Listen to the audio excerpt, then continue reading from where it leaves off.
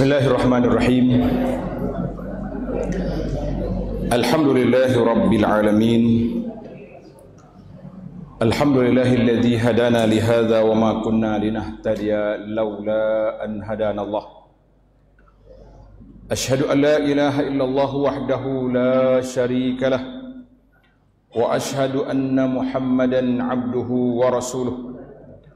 Allahumma salli wa sallim wa barik ala abdika wa rasulika Muhammad wa ala alihi wa sahbihi wa man sar ala nahjihi wa ihtada bihadihi wa istanna bi sunnati ila yaumiddin, amma ba'd.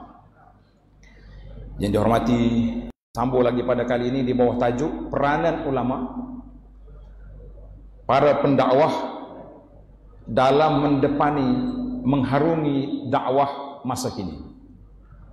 Jadi kita sekarang ni nak cari bagaimana masalah-masalah yang kita hadapi, yang sepatutnya kita buat untuk memperkukuhkan dakwah, mengajak manusia kepada Alkitab was Sunnah, mengajak manusia supaya beramal dengan apa yang ditinggalkan oleh baginda Nabi sallallahu alaihi wasallam. Kita kata inilah peranan, tugas dan tanggungjawab para ulama, talabatul ilmi dan juga para pendakwah. Para jemaah sekalian, bila kita sebut tentang tanggungjawab, peranan ataupun tanggungjawab, dia lebih kurang dua tu, peranan ataupun tanggungjawab. Jadi setiap kita ni ada tanggungjawab, ada kerja buat, iaitulah mengajak manusia ke jalan yang Allah Ta'ala redha. Dalam surah Ali Imran ayat 104, surah Ali Imran ayat 104, malam ni kita ada soalan-soalan, siapa dia boleh jawab, hadiah kita akan beri. Tanda dia punya kod kuliah. Di akhir nanti siapa boleh jawab, hadiah akan diberi, insya-Allah. Kalau tidak, tak ada jawab, buat balik mula. Dalam surah Ali Imran ayat 104. Ini soalan boleh jadi soalan sport ni, tanda lah. Kalau tanya ayat berapa, kau jawab. A'udzubillahi minasyaitonir rajim. Wal takum minkum ummatun yad'una ilal khair wa ya'muruna bil ma'ruf wa yanhauna 'anil munkar wa ulaika humul muflihun. Nalah ada di kalangan kamu ummah. Mana satu ummah, satu kumpulan, satu kelompok. Hijrah dianya yad'una ilal khair, ajak orang kepada kebaikan. Apakah kebaikan yang paling besar dalam hidup kita ni? Apakah kebaikan yang paling besar kita ajak? Siapa boleh jawab, silakan. Kebaikan yang paling besar sekali apa dia? Dia kata tak payah lagi tanya dah. Tahu kita nak test. Apa dia? Tu'minuna billah. Lagi?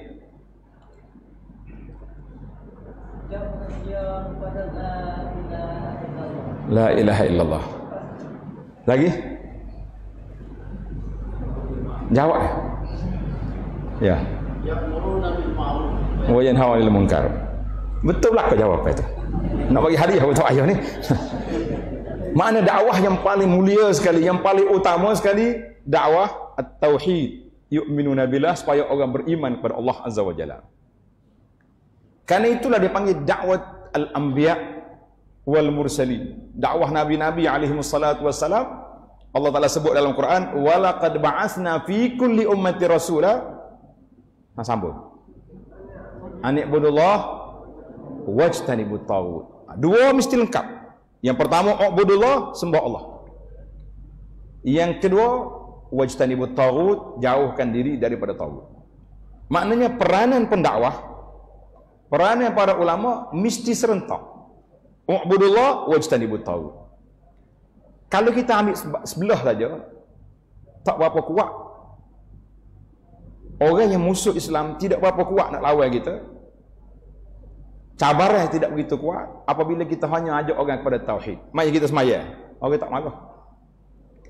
Nabi SAW kalau ajak orang semaya je Mekah, rasa Abu Jahal taklah mengamuk gitu mau. Tapi oleh kerana Nabi kita nabzu syirk, nak lawan syirik, lawan segala benda mak nikah khurafat yang ada, itu yang menyebabkan bangkitnya kumpulan yang bangkit. Jadi kita hari ini Allah Ta'ala sebut di sini, yad'una ilal khair. Al-khair yang paling khair sekali apa dia? Tauhid kepada Allah Azza wa Jalla. Kemudian barulah dia ya'muruna bil ma'ruf, suruh benda baik, wa yanhauna 'anil munkar, larang benda munkar. Mana dalam Islam ni dia mesti kembar dua.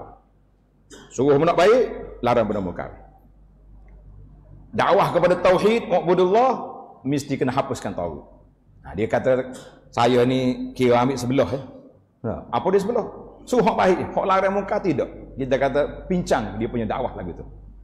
Dan kita pun tidak akan menghadapi cabaran yang begitu banyak, sebab cabaran yang paling banyak sekali apabila orang ini duduk dalam suasana mengajak orang supaya tauhid beroleh sampai Mekah, dia akan cari mana Muhammad. Kata sallallahu alaihi wasallam. Di mana kok siapa dia? Kak Muhammad ni bagai pelik ni. Hok ni kata gila, hok ni kata penyair, hok ni kata sihir, macam-macam. Semua orang pakak nak kena. Kata di sahabat radhiyallahu anhum, Nabi ni kalau tak kena takut, kalau kena sayang. InsyaAllah tajuk subuh kita esok, hakikat cinta Nabi sallallahu alaihi wasallam. Belik malam ni mari pula esok. Boleh? InsyaAllah. Kau pakai taklid dah itikaf ni. Nah, kita mungkin boleh malam ni. Jadi bila dia orang yang terlalu kuat apa ni di ayah, dia akan cari. Sebab itulah Nabi SAW Allah Ta'ala letak dalam sifat dia dalam dakwah sabar. Kita kadang-kadang bila baca kutubus sirah, baca kitab sirah Nabi SAW, kita rasa letih tengok Rasulullah SAW. Nabi lalu dekat apa ni keluarga Yasir yang kena diseksa, Nabi nak tolong tak boleh. Nabi kata sabran ala Yasir, sabar, kita jumpa di surga. Itu janji Nabi SAW kepada sahabat. Nak tolong tak boleh. Waktu Nabi dicampur dengan salah jazur, perut unta, orang panggil tembuni kalau kata Melayu, tembuni, sini tembuni juga. Tembuni hok bekas saru anak tu, nyetok atas kepala Nabi, salah jazur dipanggil. Sahabat nak ditarik tak berani. Ginya tapa dia Abu Jahal. Orang pergi cerita kepada anak Nabi, mari tarik. Nabi bangun. Nabi sebut seorang-seorang nama penjahat. Allahumma alaika bi Quraisy. Seorang-seorang Nabi kita sebut. Tuan-tuan, apa jadi hak nama Nabi sebut tadi? Semua mati dalam peperangan Badar. Allah Ta'ala tunjuk kuasa dia, tapi kena sabar. Di antara Nabi diseksa, dihina di Mekah, nak jumpa dengan Badar berapa tahun? Berapa tahun? Badar tahun yang kedua hijrah. Mana Nabi kita hijrah setelah 13 tahun berada di Mekah. Mana lebih dekat 10 tahun sabar. Sebab itulah dakwah ni dia tidak mudah. Kita kata cabaran yang kita ada sekarang ni cabaran yang agak berat. Sebab tu Nabi kata bada al-Islam ghariban. Sekarang lepas tu Islam mari zaman Sayyidina Abu Bakar, setelah Nabi kita tinggal berkembang baik. Walaupun ada golongan murtad, tapi dihapuskan oleh Abu Bakar radhiyallahu dengan begitu hikmah yang begitu hebat. Kita ni kadang-kadang bila tengok orang hebat, kita kata dia layak jadi pemimpin, betul tak? Tapi kenapa Allah pilih Sayyidina Abu Bakar, tidak pilih Umar? Sebab apa? Abu Bakar lembut, tapi hazim, orang yang tegas. Lembut tapi tegas. Sebab zaman peralihan, zaman perubahan daripada Nabi SAW kepada manusia biasa. Tapi manusia biasa yang dididik dan diterbiah oleh baginda Nabi SAW, maka pada ketika itulah kita tengok betapa hikmat, rahsia terselah kenapa Allah Ta'ala pilih Sayyidina Abu Bakar untuk menjadi khalifah yang pertama. Dengan kebijaksanaan Abu Bakar, beberapa perkara dapat ditangani dengan begitu baik. Di antaranya bila orang tak membayar zakat, Abu Bakar bertegas, kita akan perang. Aku akan perangi orang yang memisahkan di antara solat dengan zakat. Sayyidina Umar kata dia solat, Abu Bakar. Abu Bakar kata solat tak solat pun zakat ni rukun. Apa dia pisah ni, kita lawan. Sehingga Allah Ta'ala cerahkan dada Sayyidina Umar menerima apa yang dibawa oleh Sayyidina Abu Bakar. Mari Sayyidina Umar dengan kecemerlangan yang begitu tinggi, sehinggalah sampai kepada zaman Sayyidina Utsman radhiyallahu anhu. Setelah 6 tahun pemerintahan Utsman, maka bermulalah pergolakan itu mari. Cabaran-cabaran semakin hari semakin kuat. Mari zaman Sayyidina Ali makin besar perpecahan. Kemudian berkembanglah Islam sampai ke Andalus, sampai ke mana? Sampai ke Nusantara kita gini. Kita kata alhamdulillah. Cuma Nabi sebut wa sayaudu ghariban kama bada, akan kembali terasing balik ajaran Islam ini. Walaupun ramai bilangan, tapi kita jadi manusia pelik apabila kita berpegang dengan apa yang ditinggalkan oleh baginda Nabi sallallahu alaihi wasallam. Maka Nabi kata fatuba lil ghuraba. Banyak dalam riwayat hadis ni Nabi kata fatuba lil ghuraba, maka kemenangan dan kebahagiaanlah bagi orang yang ghuraba, orang yang terasing, orang yang berpegang dengan Quran dengan sunnah, walaupun mereka sedikit tapi mereka orang yang dapat kemenangan. Sahabat radhiyallahu anhum tolong tanya bagi pihak kita, manhum ya Rasulullah, siapa dia ghuraba? Siapa dia orang yang terasing itu siapa? Dalam riwayat Nabi yang menamakan mereka alladzina yuslihun, orang yang baik, membaik pulih ketika orang lain rusak. Ada riwayat kata yuslihuna ma afsadan nas, membaik pulih kerusakan yang dibuat oleh orang. Jadi apa yang dirusakkan oleh orang dari ajaran-ajaran Islam ini, maka ada sekelompok manusia yang dipilih oleh Allah Ta'ala menjadi orang yang baik.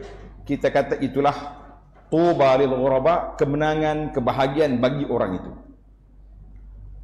Kalau kita kumpul riwayat-riwayat banyak. Jadi ada riwayat mengatakan qaumun salihun, kaum yang saleh, qalilun fi nasi su'in katsir, yang ramai di kalangan ramai orang-orang yang tidak mengikut lagi ajaran Nabi sallallahu alaihi wasallam. Jadi para jemaah sekalian, maka di sinilah bermulanya cabaran. Bila kita sebut tentang cabaran, bila kita nak ajak orang kepada Al-Quran dengan Sunnah, apakah cabaran yang kita akan hadapi? Boleh tak senarai? Kita nak dengar 5 yang malam ni. Cabaran yang pertama,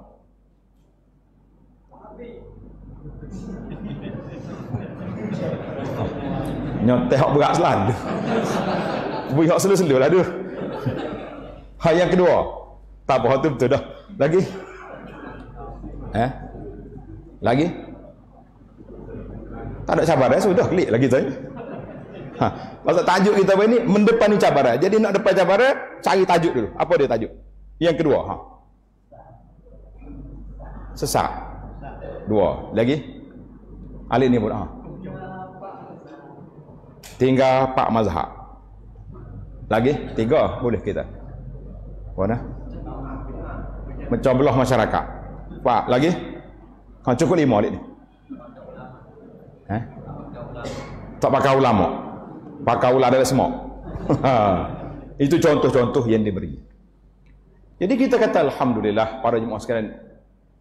Itu dari sudut pemikiran. Dari sudut fizikal ada tak? Orang ancaman hok kasar-kasar ada. Apa mereka orang nak katok lah, orang nak macam-macam. Mungkin berlaku di setengah tempat. Tempat kita ni alhamdulillah aman damai. Kita kata alhamdulillah. Maka bila kita sebut cabaran, ada 2 cabaran yang perlu kita hadapi. Tanda tu. Soalan yang kedua mari. Cabaran yang kita akan hadapi, yang pertama cabaran dari dalam, yang kedua cabaran dari luar. Apa dia cabaran? Lalu ni kita tak usah tengok hak luar, kita tengok hak dalam kita dulu. Tak. Kau perlu hak luar dulu. Biasanya kalau kita ni kita suka kecek hak orang dulu dah. Hak kita kedia-kedia tak apa. Tapi bagi anak cabaran luar dengan dalam ni sama kuat. Cabaran yang dari dalam tubuh kita sendiri, kita nak, kalau semua tanya, hak tengah tidur pun jawab. Awak nak pegang apa? Quran dengan sunnah. Betul. Moga kita ahlus sunnah wal jamaah. Kau kita pegang apa? Ahlus sunnah wal jamaah. Ya. Tapi bila kita ukur amalan kita dengan sunnah hak Nabi ajar, kena ke tak kena? Kena setengah, tak kena setengah. Itu baru betul. Kalau kata tak kena langsung, nyanyi kita. Kalau kita nak sunnah dah ni, semua kita ni ahli sunnah wal jamaah. Lawan ahli sunnah jamaah siapa? Syiah. Itu tidak ahli sunnah wal jamaah. Gapo lagi? Ajaran-ajaran sesat. Orang lain banyaklah. ayuh tu ayuh ni abuya macam-macam tu. Tak. Sini tak ada kali abuya. Malaysia baru timbul ni abuya sehari dua ni muncul mula. Baik. Maka timbul cabaran dalam kita, iaitu tentang kita tidak beramal dengan ilmu yang kita dapat. Tak beramal dengan ilmu yang kita belajar. Kita belajar banyak, alhamdulillah. Di antara ilmu yang kita belajar, jaga solat. Solat jemaah penting ke tak penting? Senyap dah, tak apa nak jawab. Solat jemaah penting ke tidak? Lagi ramai orang, lagi kuat ke tidak? Lah ni ramai ke tak ramai? Mana tu? Dia kata tak aji abang ni teh sama gula ke ni. Dia kata makan gula ke ni. Kita kena letak pertama sekali yang kita kena betul cabaran kita nya bagaimana kita nak ihya sunnah, mengamalkan sunnah Nabi sallallahu alaihi wasallam, iaitulah kita mesti nampak kekuatan. Apa zahirnya syiarul Islam, iaitu salatul jamaah dalam masjid rumah-rumah Allah Taala yang kita ada. Satu. Yang kedua, kita suka mendengar tapi tidak menuntut ilmu. Apa beza dua tu? Kalau kita pergi kuliah dah, ustaz bawa kitab, anak murid bawa apa? Oh, telinga tak apa juga, takut telinga apa tinggal luar. Zaman dulu anak murid bawa kitab, tok guru tak bawa kitab. Lah ni pun kalau kita pergi mengaji di Masjid Nabi sallallahu alaihi wasallam, ana alhamdulillah direzeki oleh Allah Taala duduk di Madinah. Ramai ni ustaz-ustaz kita jumpa hok guru lama ni. Tok guru tak bawa kitab. Kita kat kilik kitab pergi mari tulis apa dia kata. Mari tempat kita lah ni terbalik. Tok guru bawa kitab. Kalau syekh tu kadang-kadang dia bawa bertambah kitab. Rajin dia mikul kitab. Anak murid kalah pun tak ada. Dia kata kan, tak apalah, engkau sama kita ni. Tak. Kalau tu kaya urut ni kalau agak biarnya nyetok lah malam ni kok mana pun. Imam Syafi'i kata apa? Siapa dia pergi majlis ilmu tak bawa kalam, tak bawa kertas, seperti orang pergi tempat kisah ganda tak bawa ganda. Kelih orang misal sungai dia tak bawa ke satu. Kena ada. Ada juga orang bisik slow sikit abu anak weh. Zaman kita lah ni ada rakaman kan. Klik dengar pula. Dengar ke tak dengar klik? Ya, dia jawab dia tak apa. Kalau kita jawab dia kata, "Alah mari jauh nak menuduh orang atas." Ini punca. Sekarang ni usaha kita insya-Allah, tuan-tuan kata insya-Allah. Kita nak bina suatu pusat dakwah. Di mana? Di masjid kita ni pusat dakwah. Mana-mana masjid di kampung qaryah tuan-tuan, ada berlaku kelas-kelas pengajian ilmu, kita cuba atur jadual yang begitu lengkap. Hari pagi kita mengaji tafsir dengan abi kita, hafizahullah taala. Malam kita mengaji akidah dengan syekh. Tengah hari kita mengaji fiqh dengan orang ni. Ini dia nak melengkapkan peranan para ulama sekarang ni, bagaimana nak memberi ilmu. Sebab Allah Taala apa Nabi sebut dalam hadis, Nabi kata apa? Man yuridillahu bihi khaira, apa dia? Yufaqihu fid din.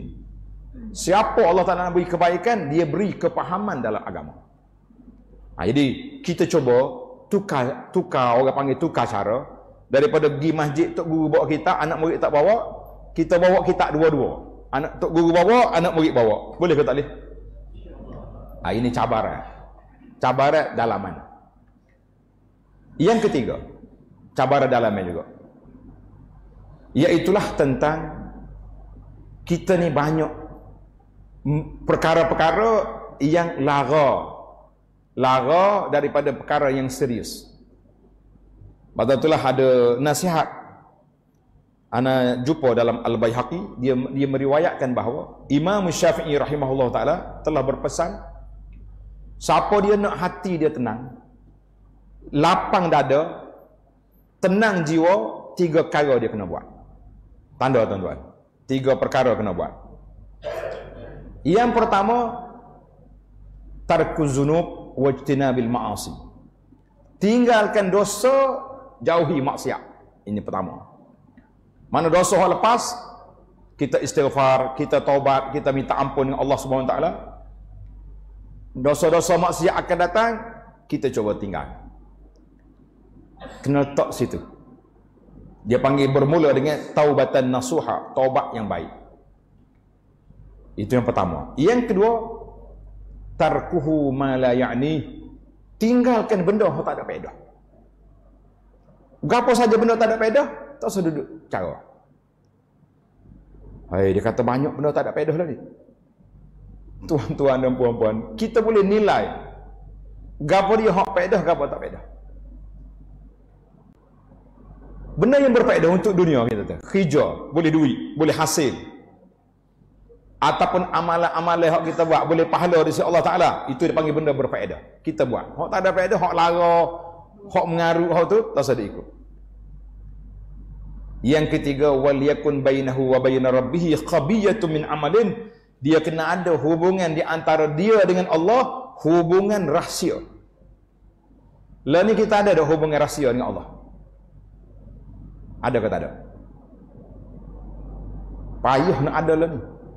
Di majlis tahajud, semaya tahajud, tak ada cerah lagi, siap tulis dalam Facebook. Nah, alhamdulillah malam ni tahajud perdana.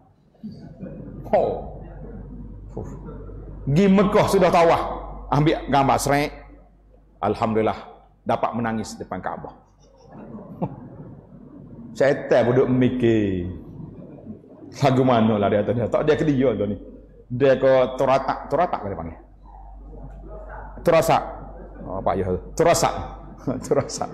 Dia ke turasak dulu pada syaitan mikir tak. Tidak ada di antara hubungan di antara kita dengan Allah khabiyah, mana hubungan rahsia di antara kita dengan Allah. Di sinilah yang perlu kita kena buat.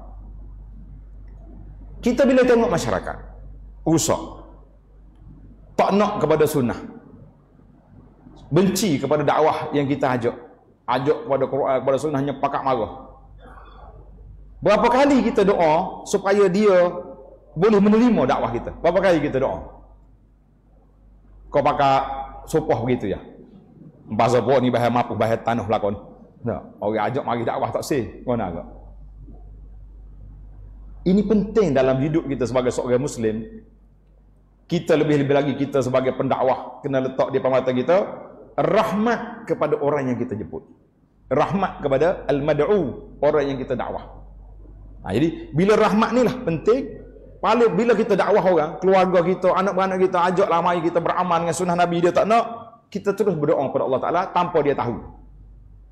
Ya Allah, ya Tuhanku, ini keluarga aku, ini adik-beradik aku, tapi ajak dakwah hak Nabi tak nak. Hak orang ajak dia duk mengatik, melopak dalam gelak tu, pakat pergi belakang. Ya Allah, berilah hidayah kepada mereka. Curahkan dalam hati mereka cinta kepada sunnah, cinta kepada apa yang diajar oleh Nabi sallallahu alaihi wasallam. Berapa kali kita doa? Sungguh giling pala tu mana sungguh hati kau tak doa? Salah siapa? Salah dia ke salah kita? Salah kita sebab kita terlalu tidak ada rahmat pada orang lain. Tuan-tuan dan puan-puan, bila kita doa kepada orang bizahril ghaib, malaikat akan mari. Duduk belakang kita, amin. Ya Allah, terimalah doa dia ni. Hidayahlah kepada keluarga dia supaya benci kepada mungkar, benci pada maksiat, benci kepada khurafat, benci kepada bid'ah, nak kepada sunnah. Malaikat tolong amin. Malaikat amin, doa ni bukannya kecil.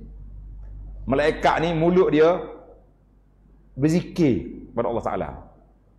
Mulut dia tak mengupak orang. Mulut dia tak menghisap rokok. Mana bunyi ni bunyi tu mana saya? Dia amin. Hak sedap lagi, dia doa kita pula walaka bimislih, Allah Taala beri padamu cinta lagi kuat, cinta kepada sunnah. Untuk tak untuk kita? Bila kita doa kepada orang lain, bila kita doa kepada orang lain, kita akan dapat dua perkara. Yang pertama, malaikat aminkan doa kita. Bukan orang kampung biasa, malaikat. Yang kedua, dia minta juga untuk kita walaka bimislin, mu boleh juga. Malah dah nak cerita hak orang doa kepada saya dia dekat nak buka puasa. Dengar dah dia. Kau kena royak kat sini. Kena royak. Royak ke habis masa pula. Pengurusi boleh tambah masa ke tak boleh? Dekat bulan puasa, dekat nak buka puasa, si Muhammad ni, bini dia duduk idam makannya sudah dengan gula, dengan berapa. Dia teringat ke sayang dia nama Doloh, tak ada bini. Doloh tak ada bini. Duduk sore, tak tahulah buka puasa mana. Dia pun doa, ya Allah ya Tuhan aku, tolonglah bui isteri ke Doloh. Bini dia tengah goreng ikan, mari dengan senduk. Apa?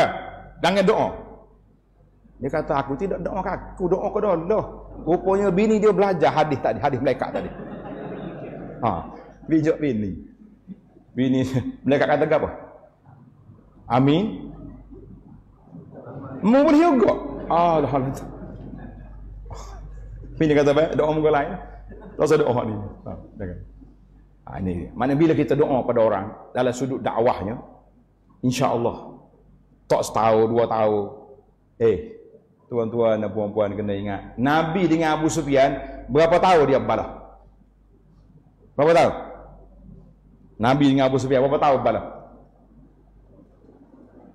Siapa dia boleh jawab ni? Daripada Nabi mula lagi sampailah Abu Sufyan jadi ketua. Bila Abu Jahal mati dalam perang Badar, Abu Sufyan jadi ketua. Dalam perang Uhud, Abu Sufyan masuk Islam dalam pembukaan kota Mekah tahun yang ke-8. Berapa tahun? 20 tahun. Anak dia Ramlah binti Abi Sufyan, Ummu Habibah, isteri Nabi. Enggak beli apa kalau kita sari dua ni. Nah, kita ajak mari dakwah sunnahnya marah ke tua sendiri. Tapi adakah Nabi pernah sumpah Abu Sufyan? Pernahkah Nabi balas metok tua dia? Tak balas. Cuma dia debat sikit waktu pasal perang Uhud. Ingat tak? Dalam perang Uhud, bila ramai 70 orang mati syahid, Abu Sufyan naik atas bukit Uhud, dia panggil, "Afikum Muhammad?" Muhammad ada? Nabi kata tak usah jawab, tak usah layan. Abu Bakar ada? Nabi kata tak usah jawab. Umar ada tak ada? Mati belakang dah tu. Tak dia ingat tak jawab tu mati. Barulah dia sebut Ali Hubal berhala paling tinggi. Nabi kata jawab. Tengok. Nabi SAW bila menyentuh tentang akidah tak boleh diam. Terus Nabi kata, "La." Saya Umar tolong jawab. Allahu a'la wa ajal. Allah yang paling tinggi, yang paling mulia, bukan berhala. Lawan lagi dalam peperangan Ahzab, Abu Sufyan mari lagi mengetuk. Dia masuk Islam pada tahun yang ke-8. Lepas pada tahun yang ke-8 kita kena katakan apa? Abu Sufyan radhiyallahu anhu. Sabar tak sabar? Ini dakwah kita hari ni, jangan mudah putus harap. Jangan mudah putus asa. Sistem dalam yang kita kena kuat. Selagi kita ajak orang tak mari, ajak lagi. Tak cukup dengan mengadu kepada mak, kepada ayah, kepada adik-adik, mengadu kepada Allah SWT. Itu masalah dalam yang kita hari ni. Kadang-kadang kita mudah nak marah, mudah nak mengamuk, mudah nak backing kata orang. Nah, barulah kita itu di antara cabaran dari dalam tubuh kita sendiri yang kita kena hadapi sekarang ni. Satu lagi cabaran yang masalah kita juga, kadang-kadang kita lebih kepada orang panggil takut nak cakap. Nyemarah orang ni. Seorang sahabat, tuan-tuan boleh tanda nama sahabat ni, Abu Sa'id Al-Khudri. Abu Sa'id Al-Khudri radhiyallahu anhu.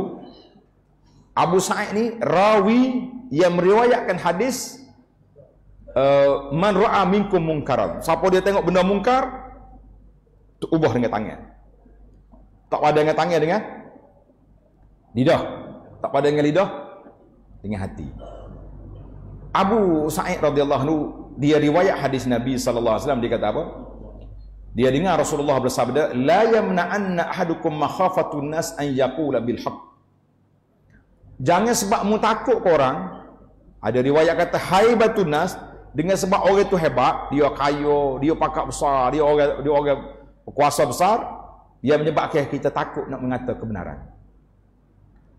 Iza syahidahu au alimahu. Bila dia tahu benar-benar, dia tahu benar betul, bagi tahu. Jangan takut orang.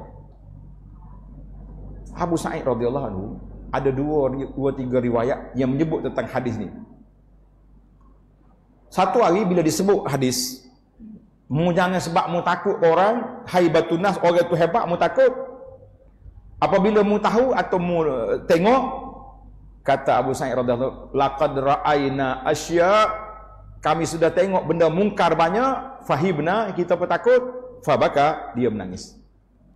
Radhiyallahu anhu menangis sebab dia tak mampu nak ingkar. Satu hari dia kata bila dia dengar hadis ni dia pergi ke Syam. Masa tu pemerintahan di Syam siapa dia? Muawiyah bin Abi Sufyan jadi khalifah. Dia pergi. Ini tugas sahabat. Tugas para ulama.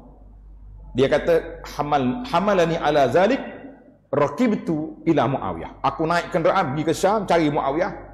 Duduk dengan Muawiyah berdua nasihat sampaikan hadis Nabi sallallahu alaihi wasallam. Sampailah pada hari raya.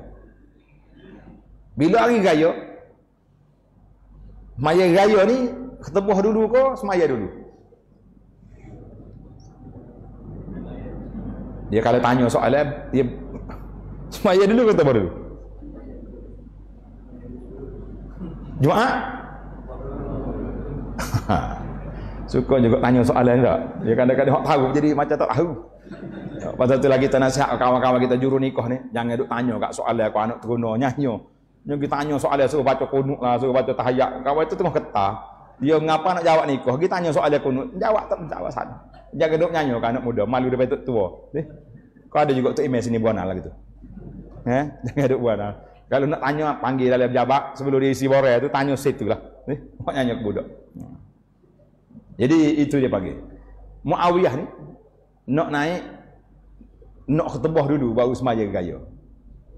Abu Sa'id duduk dekat mimbar, dia pegang kain tarik tu. Dia pegang khalifah. Anak-anak yang cerita berani.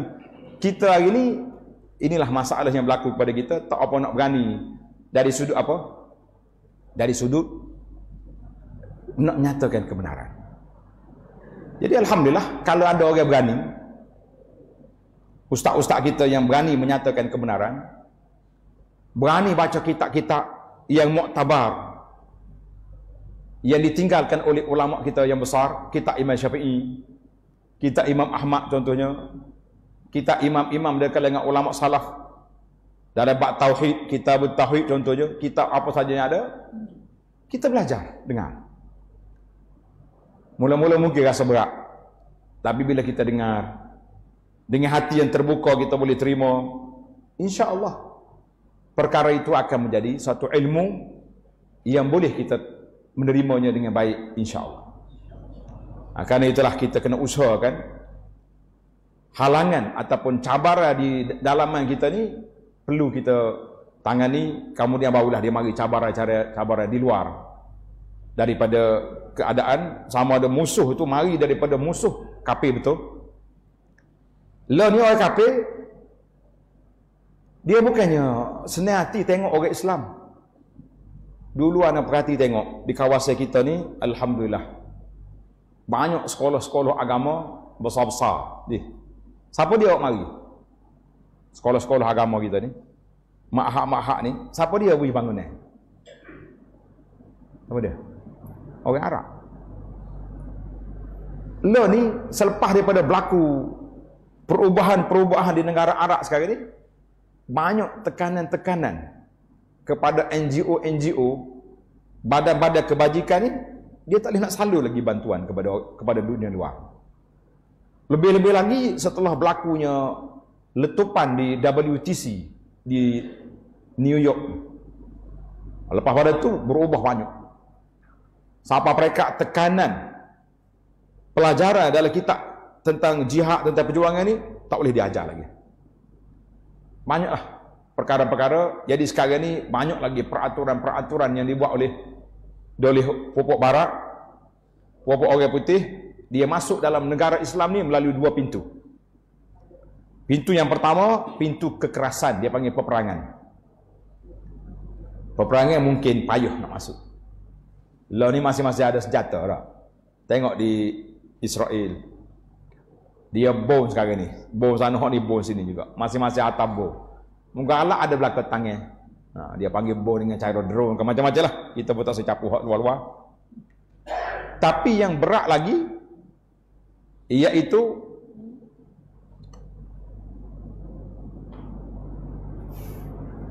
Hak berat lagi, alhamdulillah, terima kasih.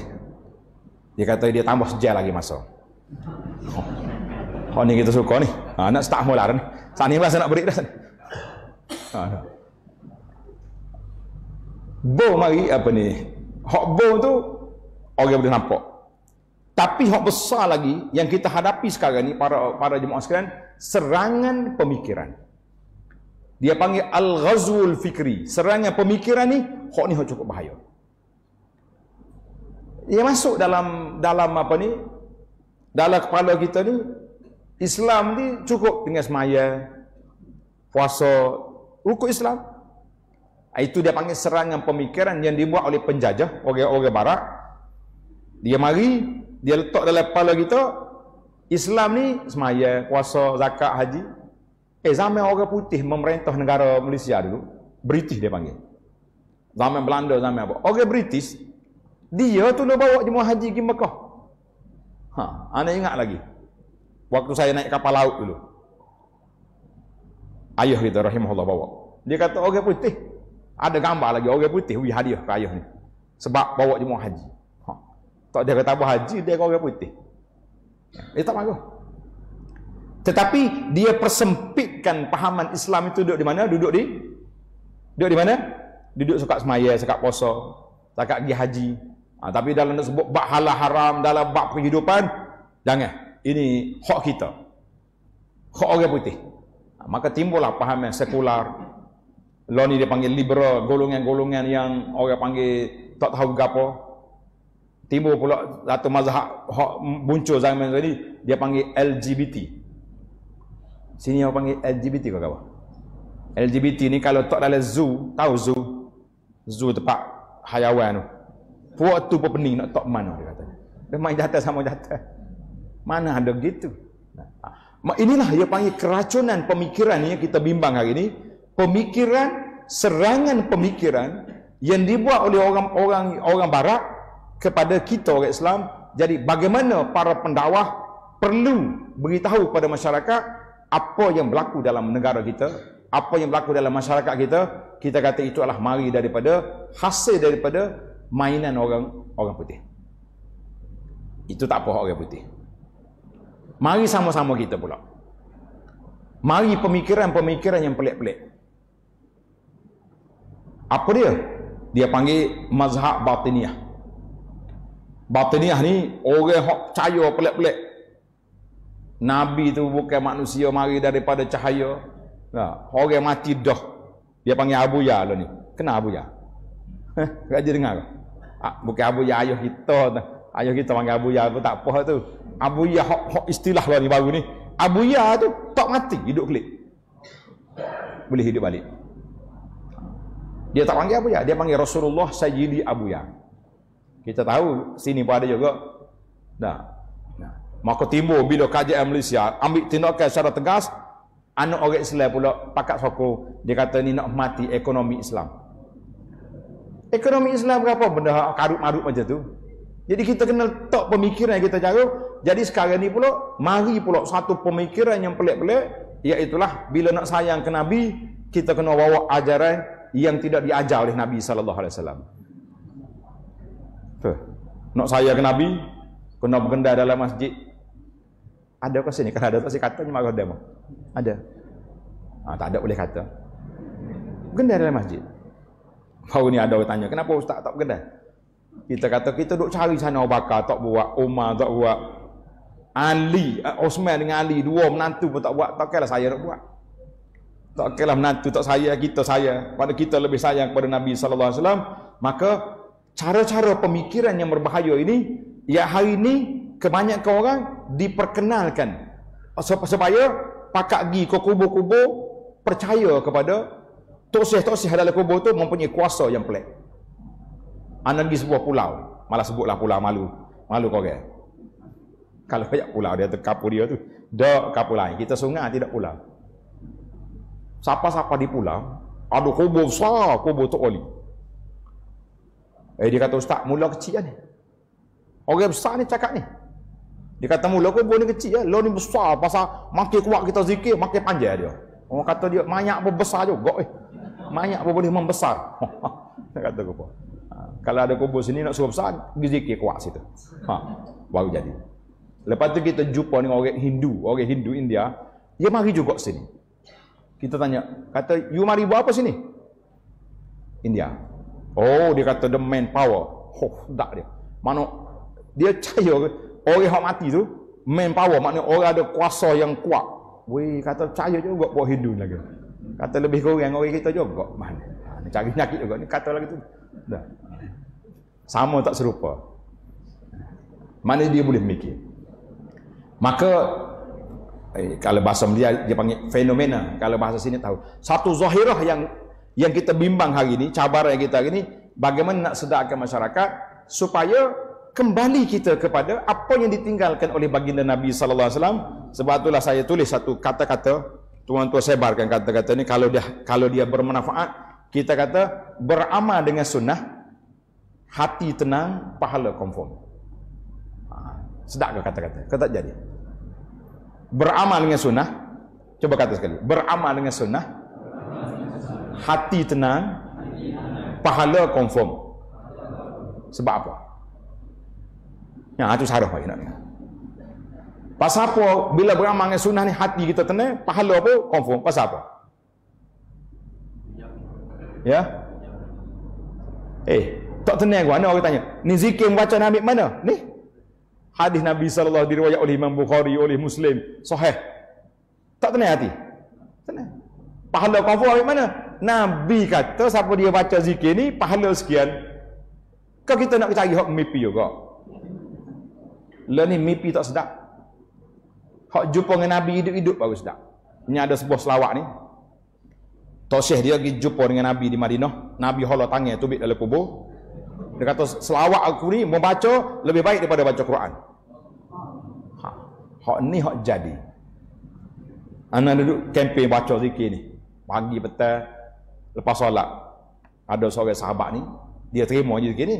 Dia terima tak boleh jalan atas angin, tak boleh terbang jalan atas air, tak boleh terbang atas angin, dia tak puas hati, dia pergi cari Tok Syekh hak hebat. Hebat Tok Syekh. Dia cari Syekh, dia panggil guru mursyid. Guru mursyid. Nyo baca zikir berapa, akhir kali masuk buat kena ikat tangan tu. Orang panggil gila isi. Kerah, tak boleh nak pergi. Nak kata orang, nak apa ni, nak pukul orang macam-macam, panah. Bila dia keluar hospital, tenang molek, kita pergi jumpa. Dia jumpa, dia tengok dia mari perlu Abu Anas, kita overdose dia panggil. Tak overdose, lebih makan ubat. Panah jadi. Pasal itulah kita kata, orang beramal dengan sunnah, tak ada benda pelik. Tak ada benda ajaib, tak ada benda pelik, tak ada benda yang apa ni. Sebab apa? Sebab hak Nabi ajar, hak sahih lah. Tapi hak tak sahih pelik juga. Maka insya-Allah, oleh kerana masa kita sudah tamat, kita sambung pagi esok di bawah tajuk mencintai Nabi dengan hakiki, insya-Allah. Subhanakallahumma wa bihamdika asyhadu an la ilaha illa anta astaghfiruka wa atubu ilaik. Wa sallallahu ala nabiyyina Muhammad wa ala alihi wa sahbihi ajma'in walhamdulillahi rabbil alamin. Wassalamualaikum warahmatullahi wabarakatuh.